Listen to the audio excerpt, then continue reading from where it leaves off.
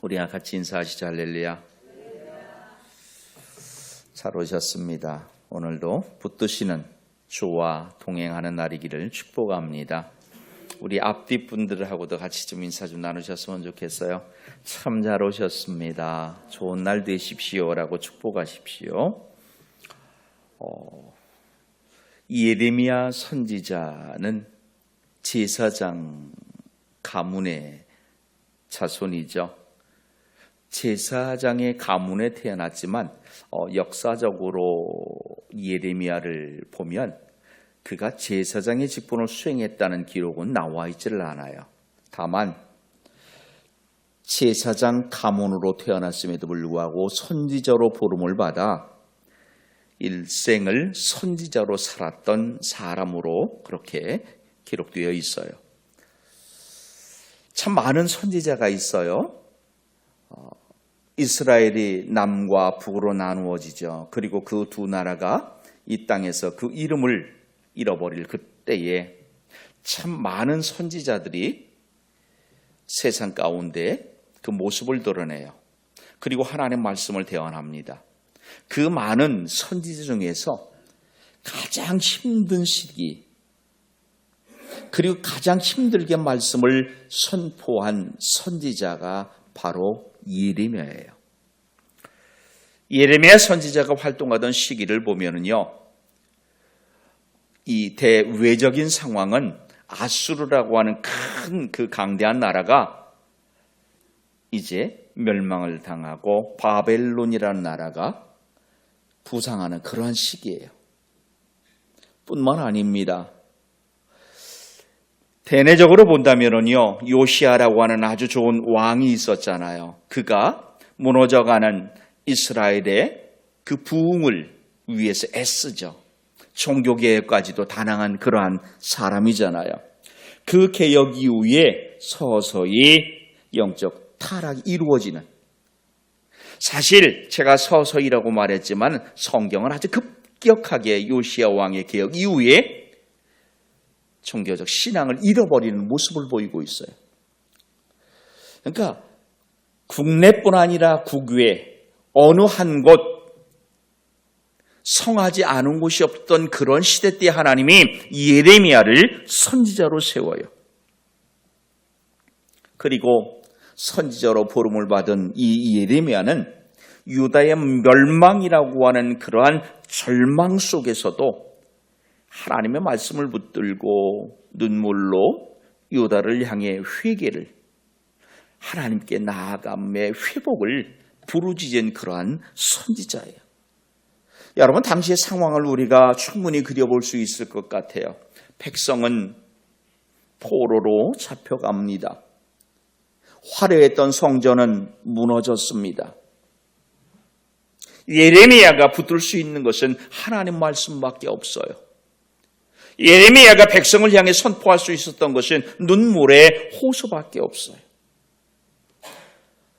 오늘 우리는 예레미야의 이러한 기도와 호소, 그 너머에 일어난 결과까지도 이미 알고 있기 때문에 말씀을 편안히 보게 되죠. 하나님은 그 절망 가운데에서 너희를 회복시키시겠다는 약속을 주시고 있습니다. 돌아보면 예레미야는 최소한 40년 이상의 선지자의 사역을 감당한 사람이에요. 그럼에도 그의 사역은 절대 화려하지 않습니다. 백성에게는 미움을 받아요. 감옥에 갇히기도 합니다. 결국 애굽으로 끌려가 비참한 치유로 그 생을 마칩니다. 전승에 의하면 예레미야 선지자는 다른 도망한, 망명했다고도 할 수 있겠지만 그들 도망한 이들과 더불어 애굽에 대한 징벌을 예언하다가 돌에 맞아 숨졌다고 그렇게 전해지고 있습니다. 그러니까 우리는 예레미야를 통해서 선포되는 이런 하나님의 메시지는 단순히 유다의 역사를 이야기하는 역사 이야기로만 보아서는 안 된다는 것이에요. 특별히 오늘 우리에게 허락하신 이 본문 말씀 또한 다르지 않습니다. 유다의 역사 이야기가 아닌 하나님께서 우리에게 주시는 희망의 선언, 그 메시지로 들리시기를 축복합니다. 왜냐하면 우리 삶의 자리에서 우리 인생도 어느 한순간 무너짐을 경험할 때가 분명히 있지 않습니까? 포로된 삶과 다르지 않은 그러한 경험을 우리는 분명히 합니다. 그러한 절망 가운데서도 여전히 하나님은 우리를 만나주시고 회복시켜 주심을 믿으시길 부탁드립니다. 그렇게 오늘 하나님 앞에 예배드림, 이 예배 또한 저와 여러분이 하나님을 만나는 자리이고 하나님의 은혜를 경험하는 자리, 회복의 자리가 되기를 축복합니다. 자, 여러분 본문의 말씀을 보십시오.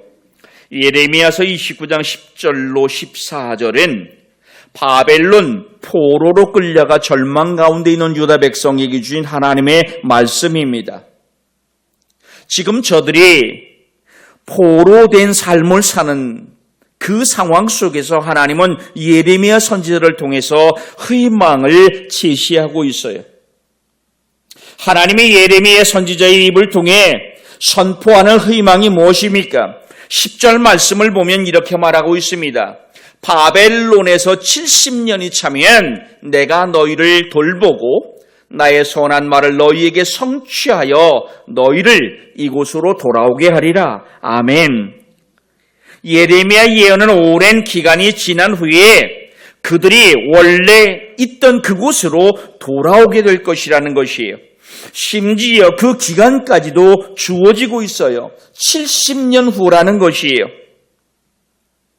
하나님은 유다의 죄를 엄중하게 심판하시고 계세요. 그러면서 또한 동시에 하나님의 주권적 회복에 대한 희망을 유다 백성에게 허락하고 있습니다.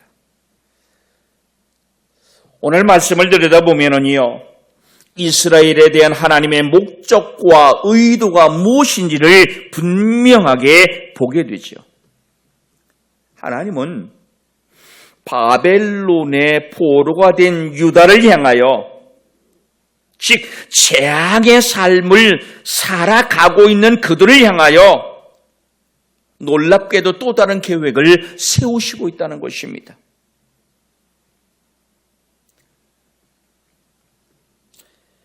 그 계획이 바로 70년이라고 하는 기간이 바벨론에서 차게 될 때에 하나님은 자기 백성을 고국으로 돌아오게 하실 거라는 이 말씀입니다. 그런데 여러분 생각해 보십시오. 아마 유다 입장에서는요, 갈라졌던 그 북쪽의 이스라엘의 멸망, 한참 전에 멸망했잖아요. 유다는 586년인데 거긴 722년이란 말이에요.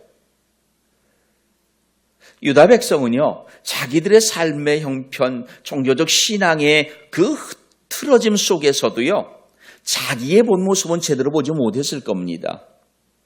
북이스라엘은 멸망했지만, 즉 하나님이 그들을 내쳤지만 자기들은 내치지 않을 것이라고 하는 그런 자만을 가지고 있었거든요. 그런데 결과는 어떠합니까? 그들 또한 하나님에게 내침당한 상황을 맞이합니다. 무너지지 않을 것 같던 아수르가 무너졌습니다.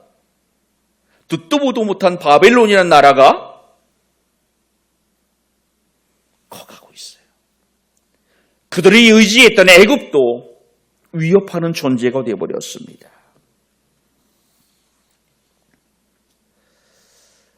그런 바벨론을 향해서 하나님은 지금 마치 이렇게 선언하는 겁니다. 지금 너희들이 바벨론에 의해서 멸망당하고 바벨론의 포로가 되지만 70년 뒤에는 회복될 거예요. 그 회복의 의미는 바꾸어 말하면 바벨론이 무너질 거라는 예언이기도 한 거죠. 이제 막 커가는 바벨론을 향해서 바벨론의 멸망을 선언하는 하나님. 정확하게 보면은 그 말씀을 대하는 예레미야의 말을 그들이 얼마나 경청해 들었을까 한번 상상해 보십시오. 이 예언은 당시 사람들에게 절대 믿기지 않는 그러한 말이었을 것 같아요. 그런데 하나님은요, 계획하시고 실행하세요. 이것을 믿으시기를 축복합니다. 그리고 하나님의 계획하시는 유다의 미래는 현재 포로 생활에서 겪고 있는 그 절망을 뛰어넘는 희망이에요. 그 11절에 보니까 이렇게 말합니다. 여호와의 말씀이니라 너희를 향한 나의 생각을 내가 하나니 따라합시다. 같이 읽어요. 시작. 평안이요 재앙이 아니니라 너희에게 미래와 희망을 주는 것이니라. 아멘. 유다가 지금 하나님의 심판을 받았어요. 그 심판의 결과가 유다의 멸망입니다. 그런데 놀랍게도 하나님은 예레미야 선지자를 통하여 지금 내가 너희를 향한 계획인 심판이 아니라는 거예요. 미래의 소망이라는 것이에요. 믿음이 좋아요. 아멘 소리가 나오네요. 그런데 유다 백성을 생각해 보세요. 그죠? 얼르고 달래시는 하나님이잖아요. 사람은요, 자기가 잘못한 것은 잘 생각 안 하거든요. 서운한 것만 생각하거든요. 엄마가 아이를 나무라요. 아이가 눈물 쭉 빼는 거죠. 그 지난 다음에 아이가 자기가 잘못한 걸 잃어버리잖아요. 그리고 엄마에게 뭐라고 말해요? 옛날에 엄마가 나 때렸잖아. 이것만 기억하는 거, 왜 맞았는지는 잃어버리는 거예요. 최소한 자기 당위성을 이 아이는 가지고 있잖아. 뭐예요? 그래도 엄마가 때렸잖아. 지금 유다 백성이 그와 다르지 않아요. 그러니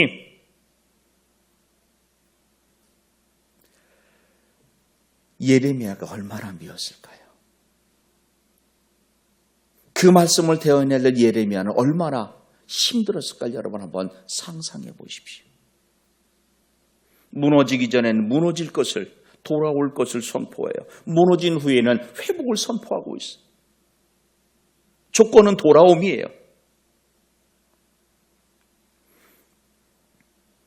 이제 하나님은 놀랍게도 그 재앙 가운데, 그 절망 가운데 있는 유다를 향하여 회복을, 소망을 이야기하세요.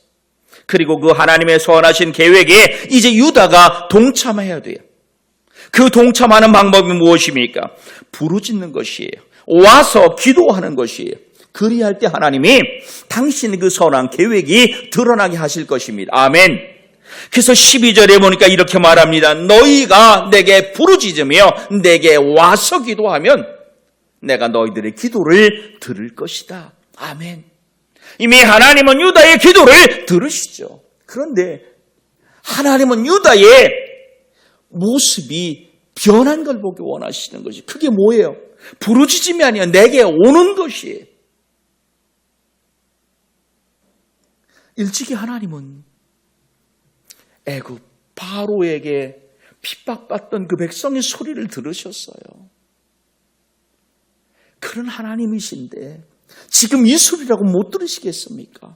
다만 하나님이 원하시는 것은 내게 다시 나오는 것이,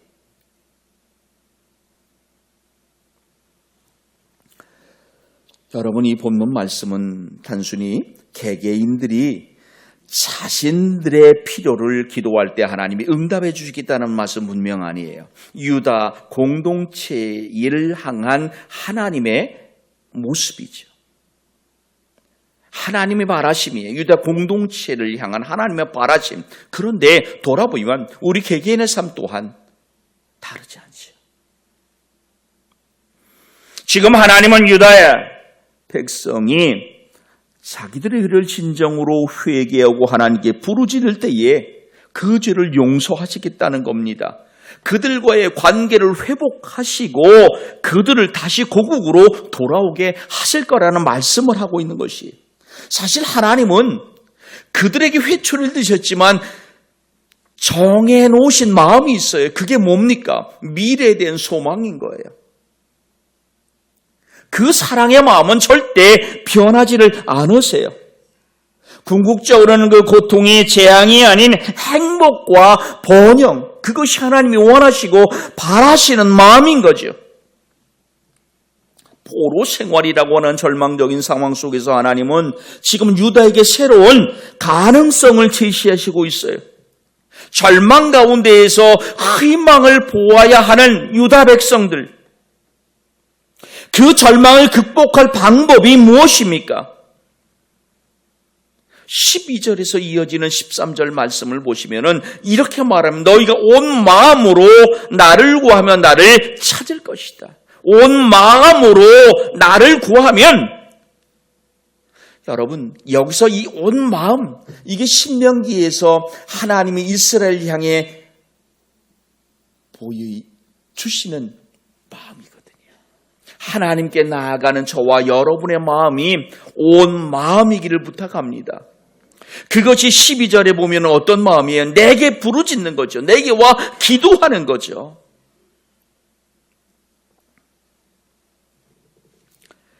그리고 13절에서 제시된 그 약속, 온 마음으로 구할 때 하나님을 만나게 될 것이라는 것.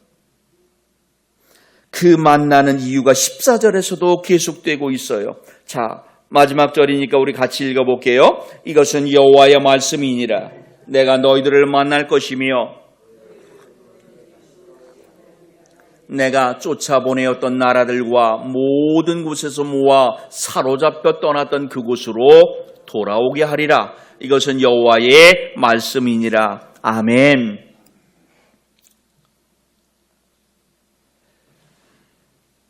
아마 이 말씀을 가만히 묵상해 보면은요, 말씀을 대언한 예레미야의 마음도 흔들렸던 것은 아닐까 싶기도 해요. 놀랍게도 14절 안에서 이 말씀을 지금 선포하는 건 누구예요? 예레미야 선지자잖아요. 그죠?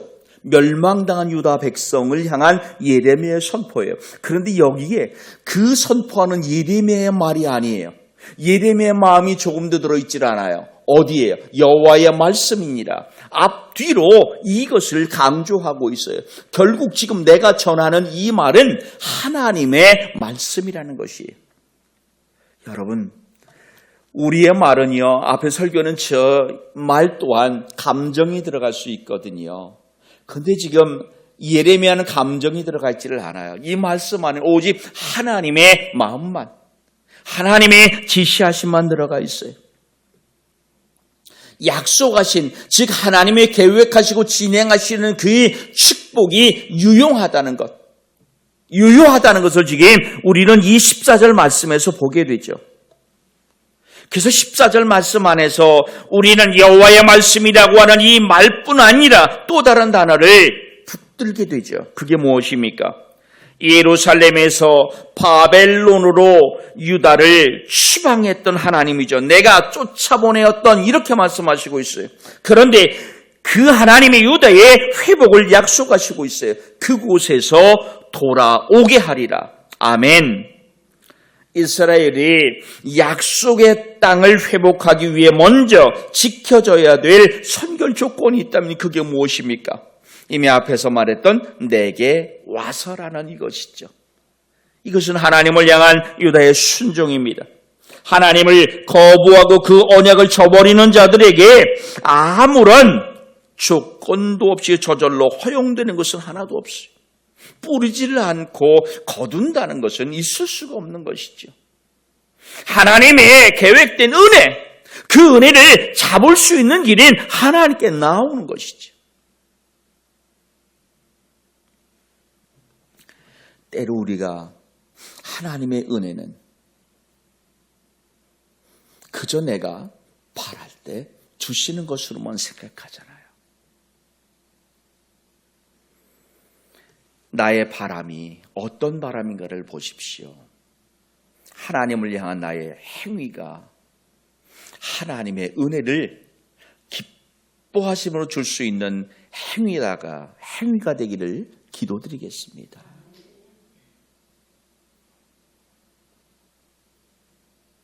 아주 쉽게 말하면 우리 삶 가운데 그런 경우 있잖아요. 하나님께 예배함이 월중 행사도 아니에요. 분기별 행사도 아니고 연중 행사가 되면서 어떤 어려움이 있으면 그렇게 말할 때 있죠. 따라해 봅시다. 하나님, 어떻게 이러실 수 있어요? 여러분, 그죠?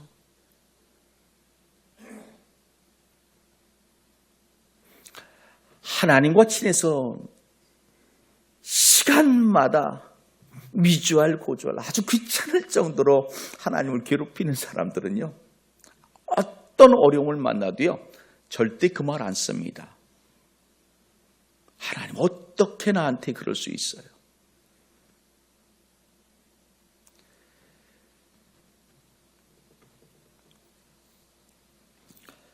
여러분, 하나님은 예레미야 선지자를 통하여 지금 이스라엘의 회복을 선포하고 계시는 거예요. 이스라엘의 회복을 선언하고 계세요. 그리고 이 회복의 선언은 단순하게 유다의 바벨론 포로 귀환으로 끝나질 않죠. 하나님은 더 깊은 차원의 회복, 다시 말하면 죄와 사망의 포로된 인생을 자유롭게 하는 그 구속의 회복을 예수 그리스도 안에서 완성하셨음을 믿으시길 부탁합니다. 오늘 예레미야의 눈물은 십자가에서 우리를 대신해 울고 계셨던 바로 그 예수님의 눈물로 이어지고 있습니다. 그리고 그분에서 우리는 진정 하나님을 만나게 돼요. 이렇게 본다면 그 옛날 유다를 향하여 눈물 흘렸던 예레미야의 그 눈물은요, 오늘 예수 그를 통해 우리를 돌아오게 하시는 하나님의 손길이라는 것을 깨닫게 돼요.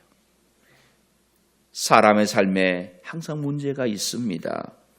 문제를 피하면 또 다른 문제를 만나게 돼요. 그런데 하나님을 만난 인생은 문제를 뛰어넘는 힘을 가질 수 있습니다. 문제는 분명 문제겠죠. 그러나 하나님을 만난 사람에게는 문제가, 그리고 또한 그 염려가 작게 보일 수 있고 아무것도 아닌 것으로도 보일 수가 있을 거예요. 하나님은 저와 여러분에게 있어서 만나게 될 모든 문제, 그리고 만난 그 문제가 나를 좌절로 이끌어가지 않기를 부탁합니다. 절망으로 이끌어가지 않기를 축복합니다. 오늘 예레미야가 눈물로 하나님을 붙들고 있어요. 그 사명은 고난이에요. 그런데 그 고난 너머에는 하나님으로부터 오는 확신이 있었어요. 결국 오늘 예레미야가 흘리고 있는 그 눈물을 다시 보십시오. 그 눈물은 단지 지금 유다의 멸망이 안타까워 흘리는 눈물이 아니었던 거지요. 하나님이 유다를 만나야 할 그 물음표에 대한 눈물이었던 것이. 다시 말하면 하나님이 유다 백성을 다시 만나기를 원하는 눈물, 유다 백성이 하나님을 다시 만나기를 바라는 눈물이었던 것이. 같은 눈물이었는데도 의미가 전혀 달라요. 오늘 그의 삶은 우리에게 이렇게 외치고 있는 것 같아요. 진리를 말하는 그 고통을 감내하라는 겁니다. 회복을 믿는 인내를 가지라는 겁니다. 어떤 상황에서도 하나님 말씀을 절대적으로 붙들고 순종하라는 것입니다. 하나님은요, 우리에게 희망과 평안을 주시기 위해 만나시길 원하세요. 그러니까 우리가 생각하는 하나님, 가끔가다 진노하시고 분노하시고 징계하고 징벌하시는 모습이지만 돌아보면 다 희망이 있어요. 소망이 있어요. 사랑이 있어요. 그래서 성경은 말합니다. 재앙이 아니라 평안을 주신다는 것이에요. 당신을 찾는 이에게 만나게 해주신다는 거예요. 하나님을 만나는 공동체, 절망 중에 희망을 노래합니다. 묻어진 그 세대 속에서 회복의 통로가 되는 것이에요. 그리스도인된 저와 여러분이 하나님께 나와 기도하고 간구해야 할 이유가 여기에 있습니다.